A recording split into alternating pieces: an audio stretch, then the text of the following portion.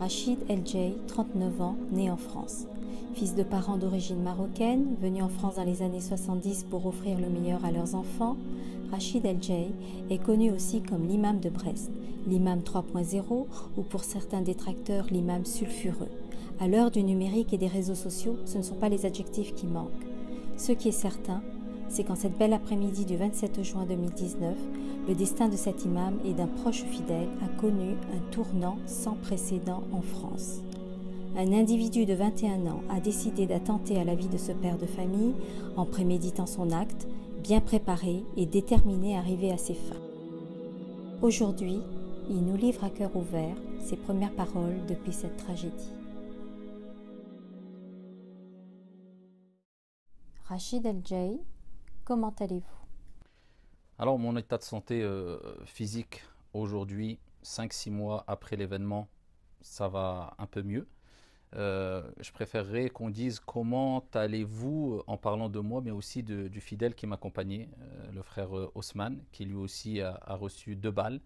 Donc moi j'ai reçu 3 balles, une balle dans la jambe droite, une balle dans la jambe gauche et une balle dans la main gauche, plus précisément au doigt. Alors j'ai subi plusieurs opérations. Aujourd'hui, Dieu merci, je me déplace, je marche. Par contre, il reste des séquelles. Il restera des séquelles à vie. Rien de très très grave, mais bon, ça reste que c'est des séquelles. Mon doigt, je ne pourrai plus jamais le plier complètement. J'ai des douleurs aux jambes qui reviennent assez régulièrement. Euh, je ne peux pas trop me plier de manière facile ou en étant à l'aise sans ressentir aucune douleur. En tout cas, ça c'est mon état aujourd'hui, 6 mois après l'événement. Haussmann va mieux aussi, Dieu merci. C'était, on va dire, un peu plus grave que moi, car il a eu une balle qui l'a touché dans l'abdomen, une autre dans la cuisse. Il avait mis provisoirement dans un coma. Aujourd'hui, il va mieux, il ressent des douleurs aussi, il ressent pas mal de douleurs aussi, il est suivi par un centre antidouleur. Mais Dieu merci, nous sommes vivants et je pense que c'est l'essentiel. Psychologiquement, au bout de 6 mois, c'est avec le temps, eh bien, permet d'oublier aussi. C'est une des sagesses qui se cache quelque part derrière le temps, si on veut. Et aujourd'hui, psychologiquement, ça va mieux, mais des séquelles restent. C'est tout à fait normal, humain, naturel. Comment va votre famille? Ma famille, je vous laisse imaginer. Je suis père de famille. Le frère Ousmane qui était avec moi est père de famille aussi. Il a des enfants. Moi, j'ai 5 enfants. Un de mes enfants était présent au moment des faits, plus précisément au moment où on m'a mis dans l'ambulance après les faits. Donc il m'a vu dans une certaine situation, ça marque psychologiquement, c'est normal. Ça a été dur pour ma famille, pour mon épouse, mes enfants, mes parents. Je vous laisse imaginer, je pense que la plupart de celles et ceux qui nous regardent, qui nous écoutent, ont une famille, ont des parents, ont des enfants. Donc je vous laisse imaginer. Mais aujourd'hui, Dieu merci, ça va beaucoup mieux. Et ce qui nous aide aussi à aller mieux, alhamdulillah, la louange est à Dieu, c'est notre foi. Racontez-nous cette fameuse journée du 27 juin 2019. Alors cette fameuse journée, c'était une journée ensoleillée. Alors c'était en début d'après-midi. Donc je me suis rendu à la mosquée, sachant que je me rendais assez rarement à la mosquée déjà, hein, au Centre culturel et islamique de Brest, pour plusieurs raisons personnelles, pour vous dire, hein. Et cette journée-là, je me suis rendu parce que, entre autres, je coordonnais quelques travaux au Centre culturel et islamique de Brest. Donc je me suis rendu à la mosquée, j'ai rencontré le frère Osman qui était avec moi lors des faits. Je ne savais pas qu'il était là-bas. Donc j'ai profité de sa présence pour lui demander, avant que je sorte de la mosquée et que je parte, est-ce qu'il avait un petit moment à m'accorder, parce que j'avais 2-3 informations à lui demander concernant un graphisme sur mon site. Donc il a répondu positivement, on s'est assis au fond de la mosquée. Et à ce moment-là, une personne est rentrée. Donc il a ouvert la porte de la mosquée, on était dans la salle, au fond de la salle de prière. Et il a dit, est-ce que c'est bien l'imam Rachid El-Jay? Donc j'ai répondu positivement oui. Donc il dit, est-ce que je peux rentrer? Je lui dis bien sûr. Il rentre, il s'approche de nous. J'étais assis au fond de la mosquée avec le frère Ousmane. Et là, il me dit qu'il vient de Lyon, qu'il apprécie énormément mon travail, qu'il est ému de me voir, que ça lui fait tout bizarre, qu'il n'est pas musulman mais qu'il m'apprécie énormément, etc. Donc à ce moment-là, je lui ai souhaité la bienvenue et il m'a dit, est-ce qu'il est possible de faire une photo avec toi? J'ai accepté. Il m'a dit, si ça ne te dérange pas qu'on fasse la photo à l'extérieur, dehors. Je lui dis, il n'y a aucun souci. Il me dit, par contre, je vais chercher mon téléphone. Je lui dis, il n'y a pas de problème. Donc il est sorti de la mosquée et là, il a pris à peu près une dizaine de minutes. Même à un moment, je me suis posé la question, comment se fait qu'il met autant de temps.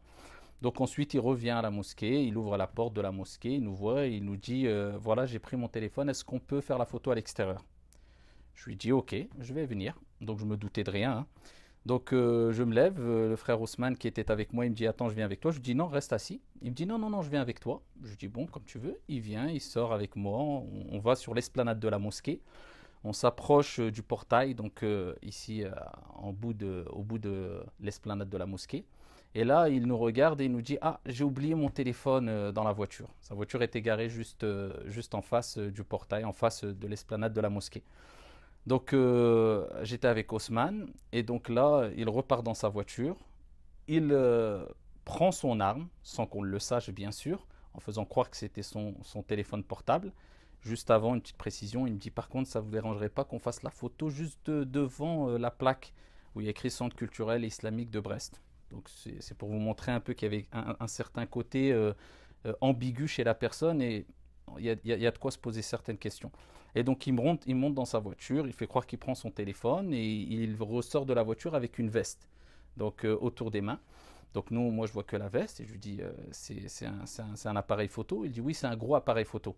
Et là il pousse sa veste et là il pointe son arme en face de moi. Alors il pointe son arme en face de moi. Il faut savoir que c'est une personne qui avait un permis, un droit de port d'armes. Ce n'est pas une personne qui est venue en tremblant.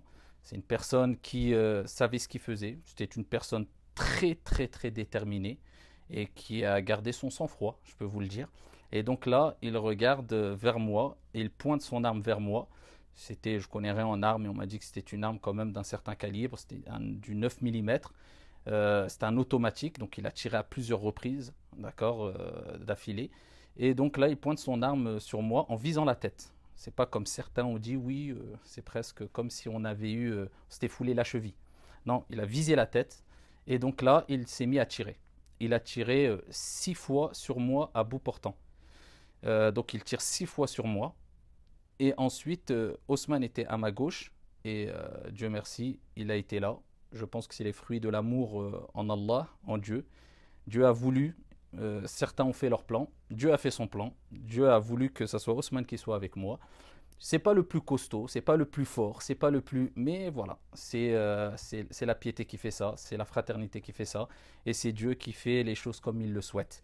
Il était avec moi, et donc pendant qu'il s'acharnait sur moi en tirant sur moi, donc l'auteur des faits, donc Osman s'est mis en face de lui, s'est jeté quelque part en face de lui. La personne a été prise de panique, il a tourné son arme vers Osman, et donc Osman a réussi à le détourner, et il a tiré à 2-3 reprises sur Osman, à bout portant aussi.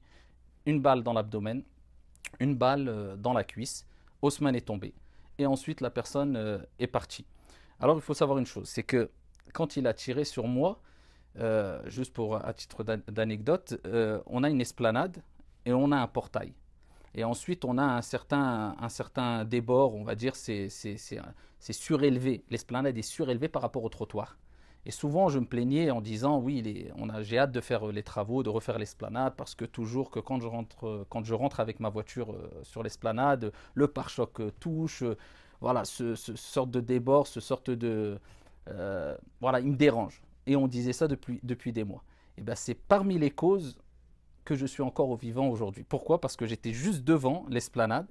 Donc ici, quand il a brandi son arme, j'ai reculé en arrière, j'ai eu le réflexe de reculer en arrière, je me suis pris sur ce côté de l'esplanade hein, qui était surélevé. Et j'ai glissé en arrière, et c'est juste au moment où il a tiré en visant la tête, j'ai glissé. Donc là, j'ai évité cette balle-là. Et ensuite, j'ai eu le réflexe de courir derrière ma voiture, sachant que où était garée ma voiture, d'habitude, je ne la gare pas ici, ma voiture. Donc je passe derrière, et il continue à tirer, et c'est là où il m'a touché avec les balles. Donc une balle dans la jambe droite, une balle dans la jambe gauche, et une balle dans la main droite. Et donc je suis parti sur le côté, j'ai entendu Osman crier, et donc j'ai fait le tour de la voiture tout de suite, et je suis parti rassurer Osman en lui disant ne t'inquiète pas, tout va bien, tout va bien, tout va bien. Alors deux choses aussi que j'aimerais signaler. Alors je ne suis pas du tout une personne qui me fie aux rêves et qui va bâtir des avis religieux sur les rêves ou rentrer dans un certain délire concernant l'interprétation des rêves ou autre. Mais par contre, ce qui m'a marqué cette journée-là, c'est que la veille, j'avais rêvé du prophète Ibrahim alayhi salam. Et cette fameuse histoire, je pense que la plupart la connaissent, où Dieu a rappelé qu'ils ont voulu tuer Ibrahim, ils l'ont mis dans une catapulte pour le jeter dans le feu. Et Ibrahim a dit une parole qui était Hasbunallah wa ni'mal wakil. Allah nous suffit, quel meilleur garant. Et Dieu a ordonné au feu d'être fraîcheur et paix pour Ibrahim. Et quand ils ont jeté Ibrahim dans le feu, ce n'était pas du feu, mais c'était un bien-être et un bienfait pour Ibrahim alayhi salam. Et quand je me suis réveillé, je ne cessais de répéter, c'est ce qui m'avait marqué dans mon rêve, je répétais le verset coranique, Qulna ya nar kuni bardan wa salaman ala Ibrahim. Je ne cessais de répéter ce verset coranique et nous dîmes au feu, soit fraîcheur et paix pour Ibrahim alayhi salam. Et quand je suis sorti de la mosquée, quand il nous a dit est-ce que vous pouvez sortir pour qu'on fasse une photo, j'étais dans le sas et je faisais mon dhikr, j'évoquais Dieu. Je me rappelle, comme si c'était hier, je ne cessais de répéter Ashhadu an la ilaha illallah wa ashhadu anna Muhammadan rasulullah. C'est pas que je sentais qu'il allait avoir quelque chose, mais avec tous les événements qu'il y avait ces dernières années, les polémiques, etc., je me suis dit un jour ou un autre, quelque chose comme ça arrivera sûrement. Et je peux vous dire que quand il a brandi son arme sur moi, la première des choses, alors que ça dure quelques fractions de secondes, mais on a l'impression que ça a duré des heures, la première des choses que je me suis dit, c'est ah d'accord, c'est maintenant. Je me suis dit, c'est maintenant que ça arrive. Je le pressentis, je l'ai pressenti quelque part, pas parce que j'ai senti quelque chose chez cette personne-là, mais parce que je me disais toujours, un jour ça arrivera. Et donc voilà, il est arrivé ce qu'il est arrivé. J'ai ressenti, alors je peux vous dire que c'est pas pour me jeter des fleurs ou quoi que ce soit, parce que pour beaucoup moins, des choses que j'ai vécues beaucoup moins graves que ça, j'ai ressenti beaucoup plus de peur que la peur que j'ai ressentie cette journée-là. Mais cette journée-là, elle était particulière. Même après qu'il ait tiré sur moi, quand il a tiré sur moi, tout de suite après, quand le frère Osman était par terre, je me sentais très, très, très serein et Dieu m'en est témoin. Je n'ai pas eu cette peur qui m'a envahi, j'étais très serein. Preuve en est, j'avais des balles dans les jambes et dans les caméras parce que tout a été filmé, il faisait très beau, c'était très éclairci, on a des caméras de surveillance. Et je peux vous dire que même les inspecteurs, les enquêteurs, quand ils ont vu la vidéo, certains d'entre eux ont été plus qu'étonnés. Ils ont dit on ne comprend même pas que vous êtes encore vivant, puisqu'on a tout vu, tout a été filmé. Je marchais tranquillement alors que je voyais qu'il y avait du sang dans mes jambes, mais j'étais rassuré. Et j'étais en train de rassurer Haussmann. Il y avait un frère qui était dans un bureau derrière, je ne savais même pas qu'il était là, il est sorti en panique. Je lui dis calme-toi, appelle l'ambulance. Donc j'étais très serein, c'est vrai. Je pense qu'il y a eu une certaine sérénité que Dieu nous a procurée pour pouvoir surmonter cette épreuve-là. Donc voilà, en gros, ce qui s'est passé. Après, il y a d'autres détails qui peut-être m'échappent ici. Après, l'événement était tellement fort et tellement émouvant que voilà, il y a des détails qui m'ont peut-être échappé, mais en gros, c'est ce qui s'est passé. Ensuite, la personne a pris sa voiture et il est parti et il s'est suicidé.